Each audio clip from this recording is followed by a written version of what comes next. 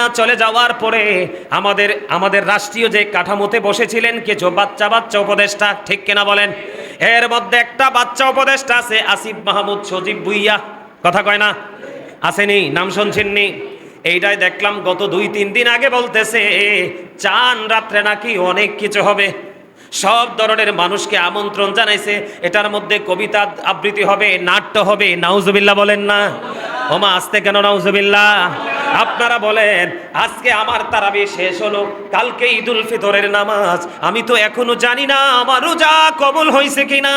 আমি আপনাদেরকে বলে দেই, আপনার আবার সমাজে ওই আসিফ মাহমুদ সজীব ভুইয়ার মতো আপনার সমাজের মধ্যেও কিছু নোংরা মানুষ থাকতে পারে। ও বন্ধু, চান রাত্রি যেটাকে বলা হয়, আমি এটাকে চান রাত্রি বলি না, আমি ব্যক্তিগতভাবে বলি এটা হলো অত্যন্ত চিন্তিত হওয়ার একটা রাত। আমি আপনাদেরকে বলে দেই, আপনি যদি এনশিওর করে বলতে পারেন, আপনি যদি এনশিওর করে বলতে পারেন হুজুর আমার রোজা কবুল হয়ে গেছে, আমার তারাবি কবুল হয়ে গেছে, আমার ইফতারি সেহরি কবুল হয়ে গেছে, তাহলে আপনি আনন্দ করেন, আমার কোনো আপত্তি নেই। কিন্তু যদি আপনার কাছে নিখুঁত এই তত্ত্ব না থাকে, আপনি কোন যুক্তিতে আনন্দ করবেন, ঠিক কিনা বলেন?